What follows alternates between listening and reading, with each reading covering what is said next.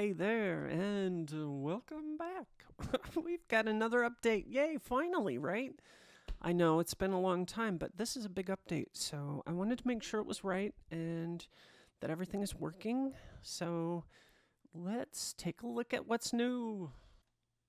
All right, so let's see. First things first, where do we want to start? Bada boom, bada bing, bada bing, bada boom. All right, well, I'll just start with the fun stuff. I'm going to start off very simple, and, well, I guess it'll be simple. I don't know. What am I looking for? I am looking for some Star Destroyer. All right. So, by the way, this is for update 0.7.24.25, and it's going to have quite a bit of interesting stuff. Okay, so here we are in the updated Star Destroyer. So it's looking a little bit different and pretty cool. Let's get some lighting up on that.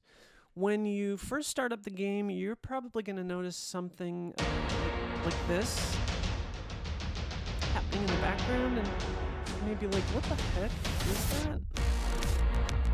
It's this boombox. You can click it and turn that off if you want, and it should save that. I say it should, it will, it'll save that if you turn it off. Excuse me. And you're going to hear my cat crying in the background. He's just having a wonderful day, actually. All right, so what's new? Holy moly, look at that. What is going on over there? Oh my God, that looks cool. So yes, you see that correctly, guys. We now have lights that you can put on the back glass. Not only just custom lights, but we have these other ones here that are standard lights. So I just want to show you this and what they can look like on a semi-completed backglass. Before I go over to the blank playfield and show you some stuff. So I'm just going to load up the blank playfield here so that I can demonstrate to you how this now works for the back box. All right, our lights are on, everything is good. Okay, so basically, this is your blank playfield or blank canvas of pinballness to work on. And you'll see that there's something new here. What could that be? Well, let's find out. So when you open up your game, you may notice that these guys are not in the right positions. They may be way out here. Like if you they could be just anywhere.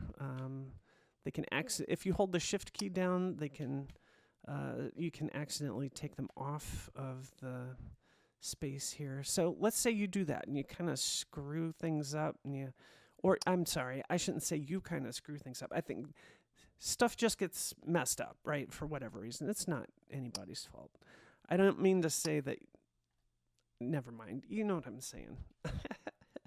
It's early in the morning still. So, all right. So you'll notice these two little boxes over here with the radio antennas. One says reset display positions, and then the other says reset back glass light positions. So if you are at a point where you're just like, where are all my back glass lights? And you lose them, you can open this, open that switch, and then press the green button, and it'll reset them all back to wherever you want. So these you can rotate, you can scale. You can hold shift down and it'll scale straight like that. So you can do all these things. Now, if you hit this, it's going to just reset the positions, but it's not going to reset the scale. It will redo the rotation, obviously, but the scale is going to stay the same. I probably should add it so that it'll change that, but for now, this is what we got. So we're just going to move these up out of the way, and I want to take a look at these guys now. Let's say these guys end up way out in a weird spot, and you're just like, okay, these are all foobarred. Whoops, not that one, this one. and you want to reset those. You can click on this switch and this one, and it resets those all to these default spots. Now it sets it to the default spot, like this position. So if yours are all up here somewhere, you know, if you got all your stuff set up in a custom spot, it's not going to reset it to your start spot unless it was the default. So it'll put them back there. And those are switched like that so you don't accidentally click it and do it. So that's that. Now the next thing that I've added. Oh, and before I move on, let me just say, all of these are automatic, right? So you don't need to do anything with these. You can just position them, but you can change the text for them. So let's see, that says player 1. So let's see, I have a player 1 here. That's the default. So let's see, there should be another unfathomable player 1. So see, it'll change it to the 1. Now, if you want this one to be a different color, you can change your colors very simply by clicking on the color icon here and changing it. And if you click that and copy it to the copy thing, then when you press the C key, it'll change the color of the other ones that you're, whichever one you're holding on to. So just something to keep in mind there. So yeah, so you can create your own textures and put them in the appropriate spot wherever you want within the game's folders. If you're not sure what that is or where those are, click the escape button and go to settings, and it shows you right here. User images are located here.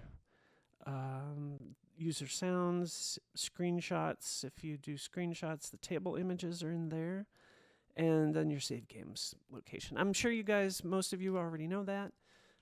But for all the new folks, I just want to make sure that I reiterate some of the stuff so that it's not lost, All right, so what I did want to say was all of these lights here are automatic. You don't need to connect them to logic. So I can't save this because it's the blank table. So I guess I'll just do a save as test 1. And then we'll go and we'll take a look at this and see what it looks like. As far as just those labels and how they work. So actually I don't, I forgot to get rid of that little, that's interesting. This doesn't have the updated blank table. All right, so let's just look at this. So in, let's get the light down some. Now this particular backglass is pretty bright, so you can't really see much going on it, but there you can see the match changes, the credits change, and if you look at the credits and match right here, they're changing with these lights. And when we start a game, those will all go off, and then the one is lit. Now if I tilt it, you can see the tilt just lit up, and so on and so forth. So that's how that works. Let's get that light back up. Also, don't forget that you can hold, you can be in this mode and hold Alt and tap the P key to take a picture, and it sets it as your tile image. So you can literally be wherever you want. You can also change the, let's see, what's my FOV change? Oops. What? Oh yeah, there it is. It's hold the right mouse button down, hold the left Alt key down, and then roll the mouse wheel, and you can change your FOV. 90 is the default. But you can really whack that sucker out and make it look crazy. Ah, shit, that's freaking awesome. All right, so now if I Alt P, it'll take a picture of that, and it will do it without all the HUD, and then see. There you go. So Alt P. All right. So let's go back to. Whoops. Wait. Let me change that back to 90. Whoa, way wrong direction. Get it back to 90, 90, 90, 90. There we go. All right. Hide that, and we'll go back to edit mode.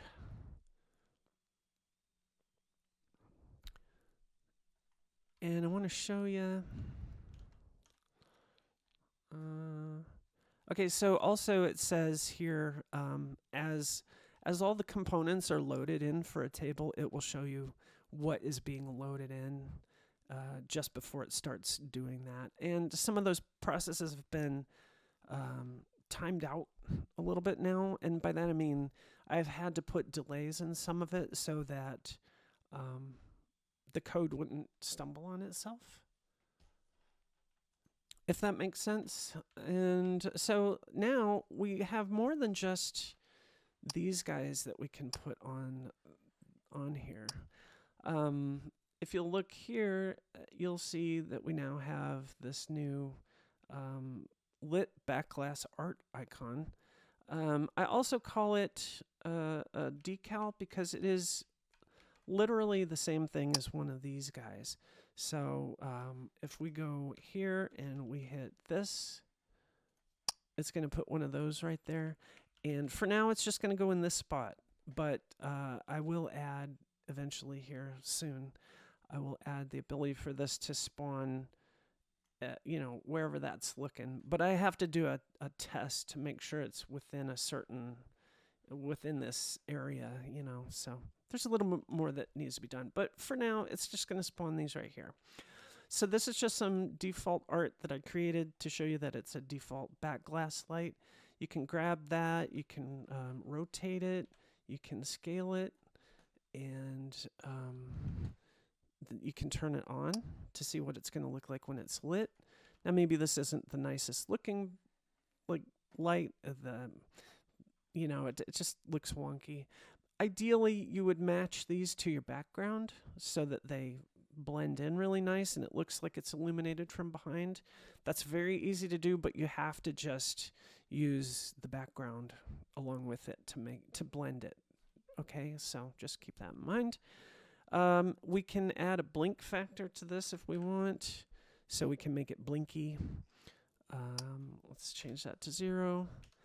And you can also go here and change the color if you want. So if you pick a whitish color, you can bring that down so that it's not quite as bright as it would be. It's a lot darker. So then now let's say, yeah, this is cool. I'm going to save that right there, but I'm going to turn this off.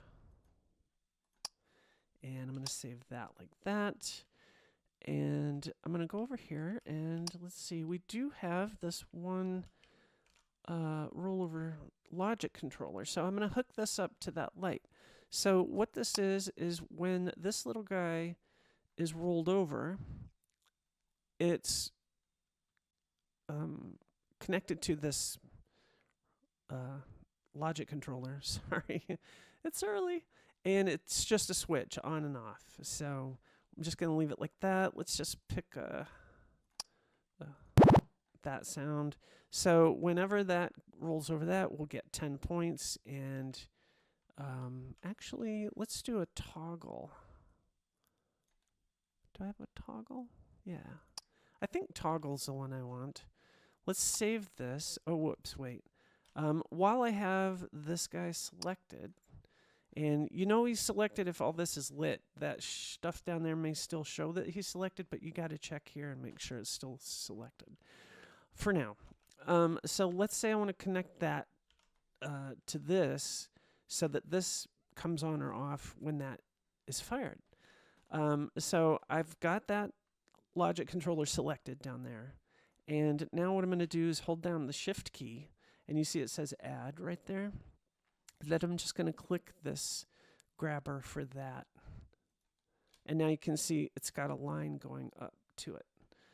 So that just indicates that that is under the control of this guy here.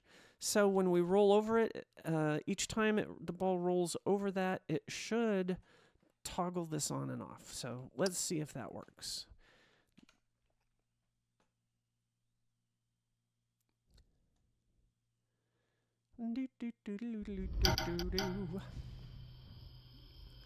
All right. Now okay, so I'm just gonna try to roll over it. Yeah. All right, that worked. So I'll do it a little softer this time to see if I can get it to.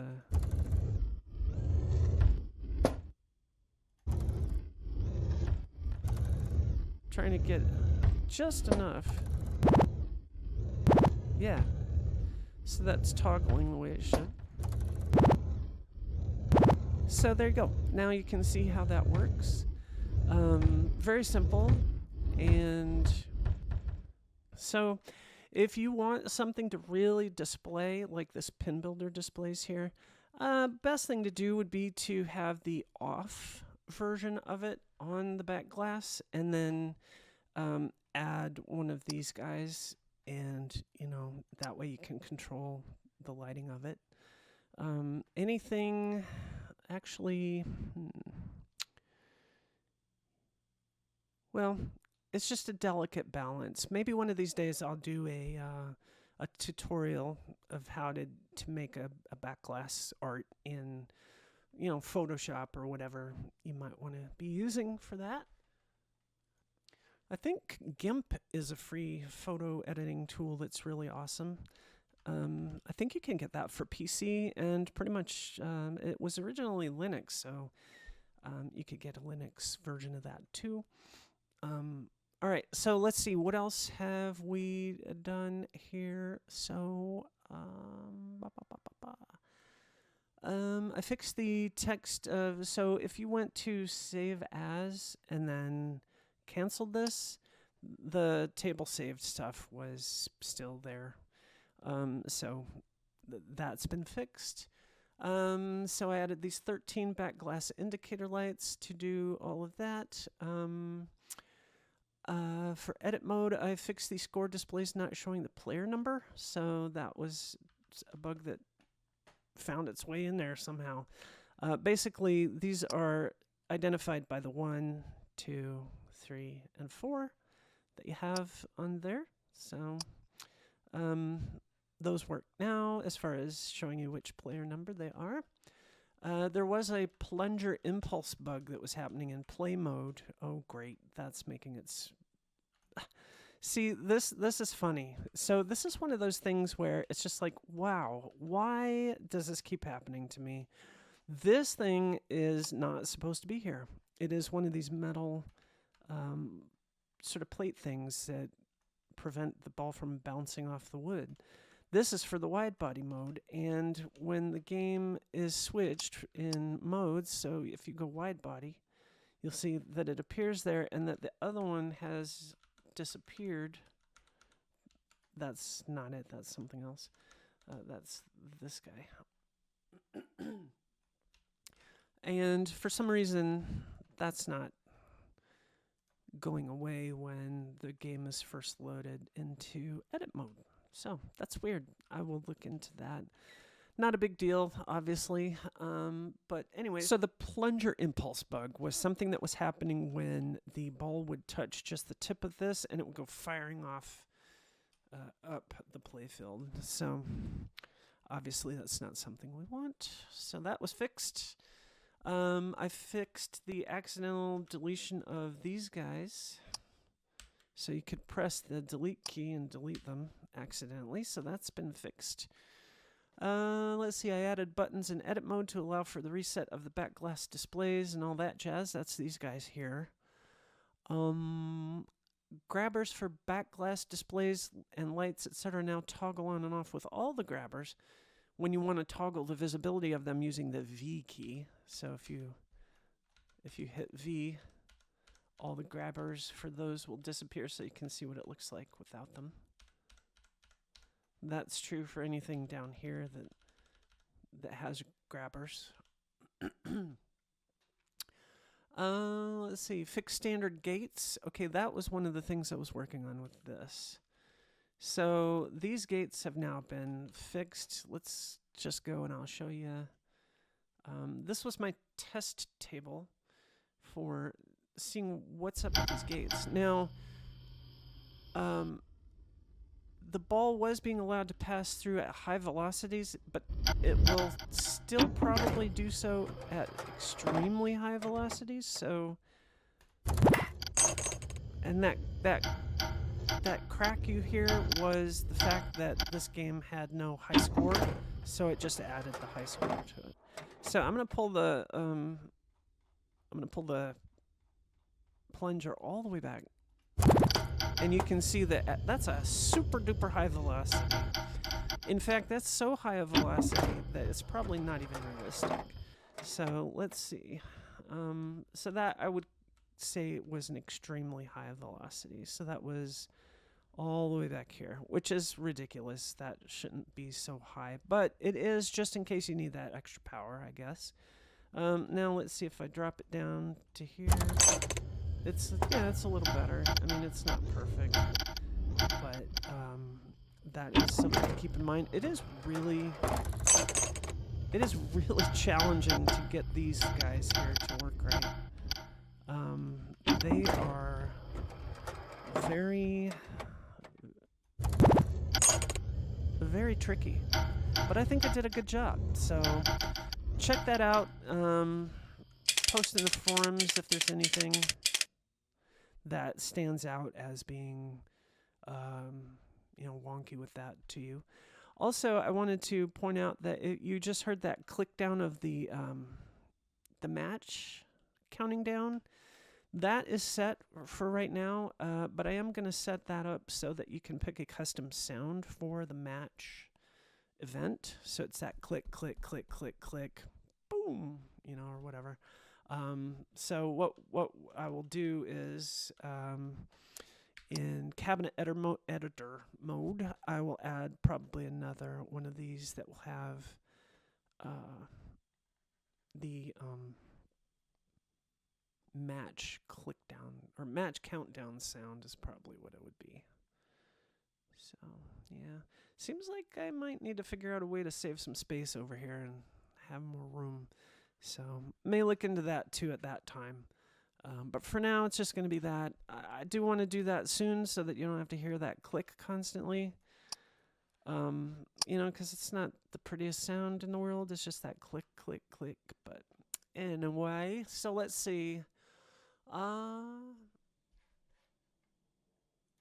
That does appear to be everything. I think there were some small things in there that I did tweak and improve.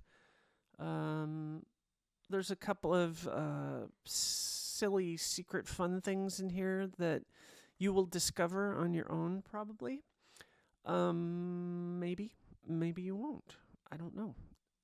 Now, when you first open this up, you're going to see something new, this boombox over here, and it will probably be on when you first open up the workshop, and you'll hear this.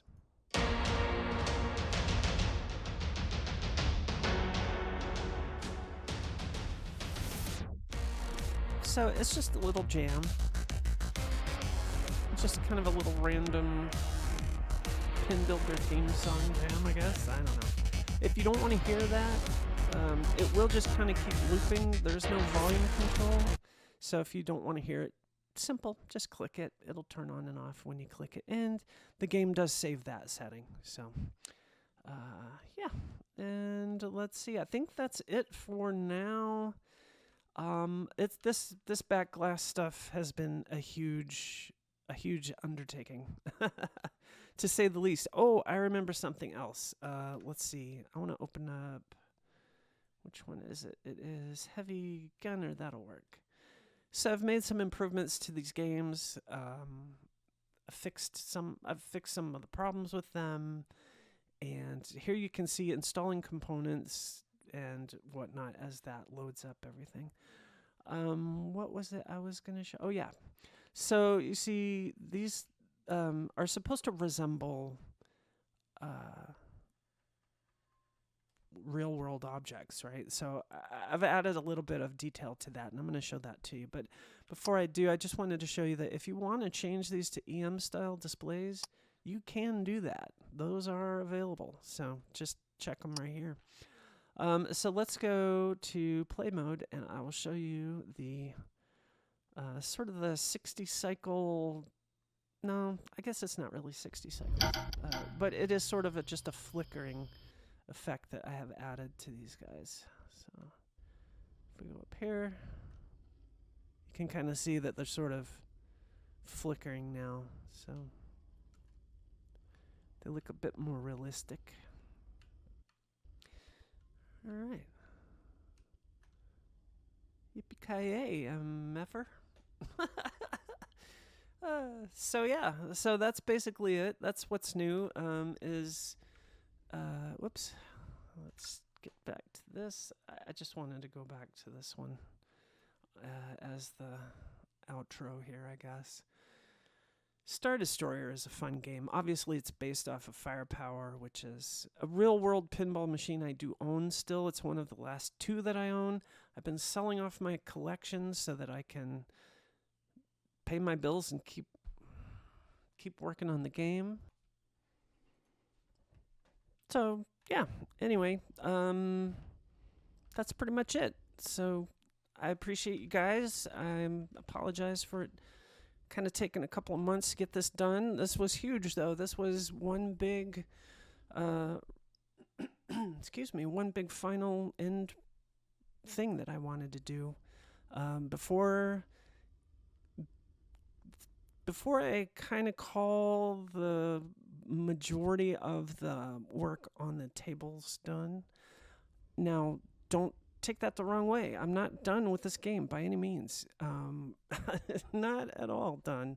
So basically, my goal was to get all of the basics done. So you can change literally almost every aspect of the game, of the pinball machine that you create. Now, there are a few things you can't change yet, like, maybe the coin door isn't the type that you want, or, I can eventually add that. I got to add a button for the, the lockdown bar. A lockdown bar button would be nice. I'm going to add that one of these days. More stuff, right? The goal is to basically make it so you can build any pinball machine that you want to and play it and share it and play multiplayer with people with it, and etc., etc. So multiplayer is going to be a huge factor in this game, I think, and my goal is to work on multiplayer next. As soon as all these small things are out of my way, which at this point pretty much they are. Oh yeah, I tried putting a light underneath that flipper. It looks kind of cool, doesn't it? This one right here. So the next process with multiplayer is going to be very interesting because basically the way multiplayer in Unreal Engine works is that you have, let's say you have yourself and you want to host a game, and so you'll go into a new option, which is in the works already, actually, which will be a multiplayer button here. And when you click that, it will take you into a screen that shows you the multiplayer options screen, where it'll give you the options to join other people, and it'll show a list of people who have open sessions who want others to join in. I intend to have a chat to go with that so that you can chat with each other in the game. Of course, Discord's probably a better way to go. But I expect I will put a chat in here. I hope so. And so the way this works, though, is if you have 2 players playing together, you have each of those as the client, and they have an instance of the game running on their computer, and then there is a server instance of the game running as well. So that server instance is the one that manages all the information sent to and received from the players' instances. So effectively what that does is anything like, say, the ball rolling around on the playfield, that needs to be shared across all clients. So the server will send out the ball's location to all the clients, and honestly, I think that should be all I need to do, because as long as the ball is, in time with player one, let's say player one is playing and the ball's bouncing around the playfield.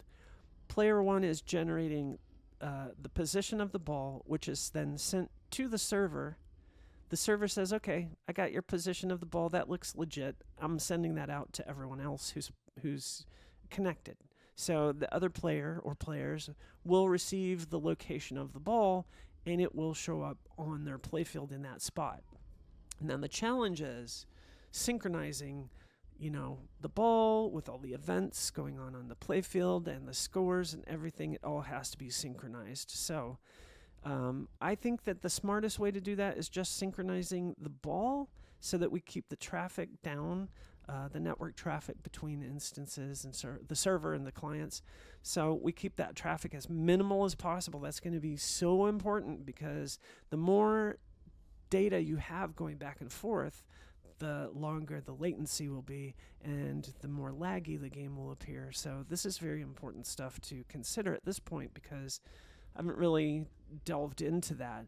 Now, a smarter developer, or one with more multiplayer development experience, would probably consider multiplayer from the very beginning, which I have, but as far as coding goes, I have not fully considered that. So there are going to be some back-end changes to some things, but they won't affect gameplay at all.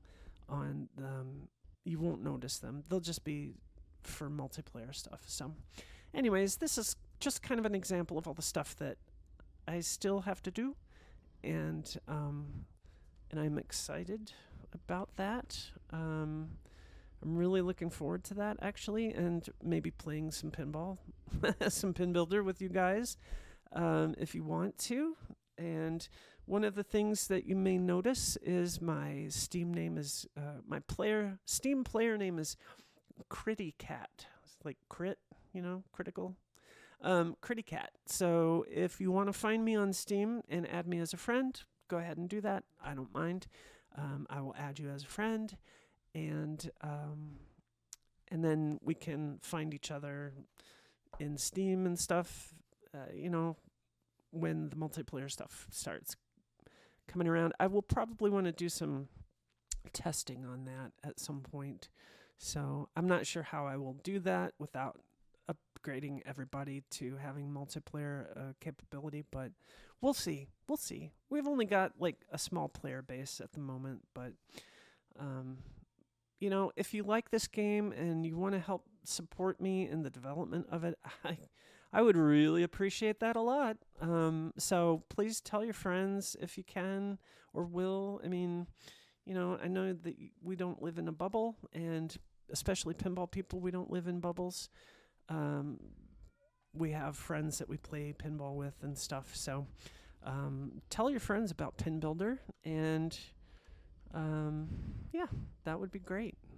I need all the help I can get, because I'm gonna tell you guys right now. I was a month late on my mortgage just this past month. I just paid it yesterday. I am scraping by, and I'm selling off everything. I have one whole pinball machine and one unrestored one that I can sell, and then I have a few other big things, like a couple of cars I need to sell and stuff. But I'm just saying, I am in this situation by choice, and the reason why is this game right here. So I am literally living in the poorhouse right now, and at risk of losing my home and some things, because I'm just struggling to get this done. You know, I'm not struggling to get it done, but some days are kind of harder than others. But the point is that I am investing literally everything I have into PinBuilder and praying to the gods, if there are any, to help a girl out and make this freaking game successful. I don't know. I gotta jump into the sales aspect and go figure out where I can sell it. I don't know how to do that. Word of mouth is typically the best way, but it doesn't seem like that's really happening at this point. But maybe it's because people are waiting for the game to get more. Excuse me, to get more into a more finished kind of state, I guess. Maybe that's it. I don't know. It's not like it's a overpriced game either. I mean, $39 is nothing. I don't know if you guys play Battlefield. That's one of my all-time longest running personal favorite franchises. I've been playing Battlefield since Battlefield 1942 came out. And they're going to ask $80 from what I've heard for the next one coming out soon. $80. Seriously? Come on. I mean, $80. That's ridiculous. I think it's just price gouging. This game will never be more than $39. PinBuilder will never be more than $39. And even at that cheap price, I've heard people complain that they have to pay for it. Oh my God. I get it that they come from they're used to using Future Pinball or whatever old stuff to try to, build pinball machine games with and stuff. But this is a different beast here, you guys. This is a freaking video game in its entirety. It's not just a clunky old visual basic application that does stuff. I'm sorry. I shouldn't talk that way about Future Pinball or any of those things because they're actually truly awesome, and I respect the coders and everything, and I've built pinball machines with those too. So I'm sorry, but sometimes, as the one who owns this franchise, I'm getting pissed that it's not taking off more. But that's okay. I'm just going to keep working on it anyways. And I love you guys. I so appreciate your help and support. And I'm not active in the community really lately because I'm focusing on the game. And so I apologize for that. But truth is, I can't just carry every single load by myself. I actually need some help, I need somebody to help me sell it. Anybody out there want to help me sell this? Email me, pinbuildergame@gmail.com. Anyway, if you don't, that's fine. Play the game and enjoy it. Look for those sales because they come up almost every month. You can get the game for almost half price every month. So, but I'd rather you don't do that. Of course. Anyways, I do have another endeavor coming up soon, you guys. Hopefully, if all goes well, I'll be restoring more pinball playfields than you can shake a stick at. So I'll maybe share that with you at some point. But that is a side project I do. I actually repaint by hand and clear coat and refinish pinball playfields. Whole machines if you wanted me to. I've done that for 15 years now. Yeah, anyway. That doesn't make enough to pay the bills either right now. It might pretty soon, though. We'll see. And if it does, that'd be great. So anyways, all right, I'm done rambling, you guys. Have a great rest of your week and enjoy the new update. If anything breaks for you, well, I'm sorry. But it should be fine. So anyway, have fun. Pinball out.